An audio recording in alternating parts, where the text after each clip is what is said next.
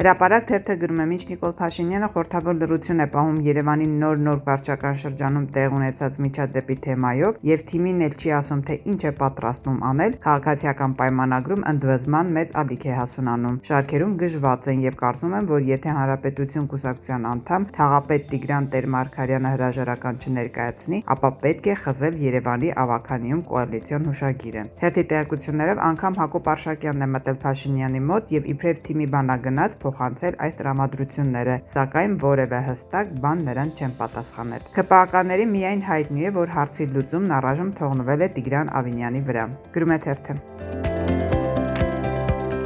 Հրապարակ թերթը գրում է, իշխանության ներկայացուցիչները վերջին շաբաթներին ակտիվորեն այցելում են Սյունիքի մարզի Խոզնավար եւ Խնածախ համայնքներ, որոնք մեկ ամսից ավելի է ադրբեջանական զինուժի թիրախում են կրակի տակ։ Թերթին Խոզնավարի բնակիչներից մեկը ասել է, որ ոչ միայն Յուրային մի քանի հոգու հետ է միայն հանդիպել, արհամարելով գյուղի մյուս բնակիչներին, այլև կարծես ծաղրելու համար էին գյուղ եկել։ Եկել 2 րոպե 2 հոգու հետ զրուցել են, նկարվել, բայց ամբողջ գիշեր քեֆ ուրախություն են արել, գառ մորթել, մինչև լուսաբաց քեֆ արել։ Խոզնավարի վարչական ղեկավար Վահան Զաքարյանը հարցին, թե ճիշտ է, որ ինքն էլ է մասնակցել այդ խրախճանքին եւ անգամ կազմակերպել է, ասաց, որ ոչ մի բանից տեղյակ չէ, գյուղում չի եղել։ Գրում է թերթը։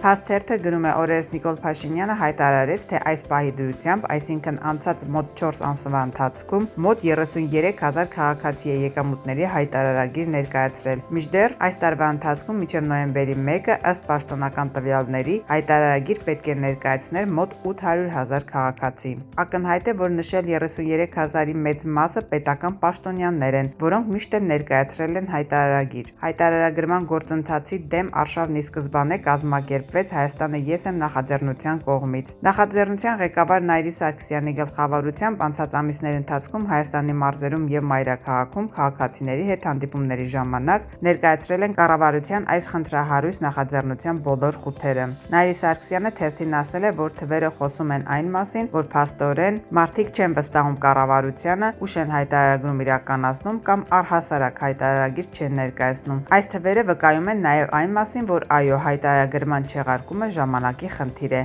նշել է Նայիրի Սարգսյանը։ Գրում է թերթը։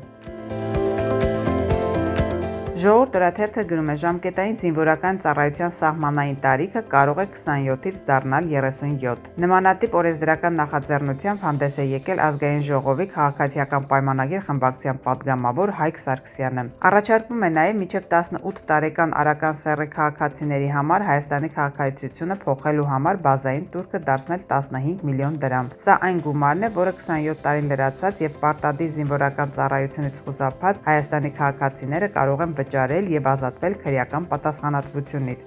Գրում է թերթը։ Ժողովուրդ օրաթերթը գրում է, մայիսի 6-ից մեկնարկելիք Ազգային ժողովի լիագումար նստաշրջանը խոստանում է թեժ լինել։ Իրավապահ համակարգը խորհրդարանականներին պետք է ներկայացնի 2024 թվականի գործունեության մասին տարեկան հաղորդում։ Քննչական կոմիտեի ղեկավար Արթուր Պողոսյանը, գլխավոր դատախազ Աննա Վարդապետյանը, Մարդու իրավունքների պաշտպան Անահիտ Մանասյանը, հակակոռուպցիոն կոմիտեի ղեկավար Արթուր Նահապետյանը կներկայացնեն զեկույցներ, կպատասխանեն падգամավորների հարցերին։ Գրում է թերթը։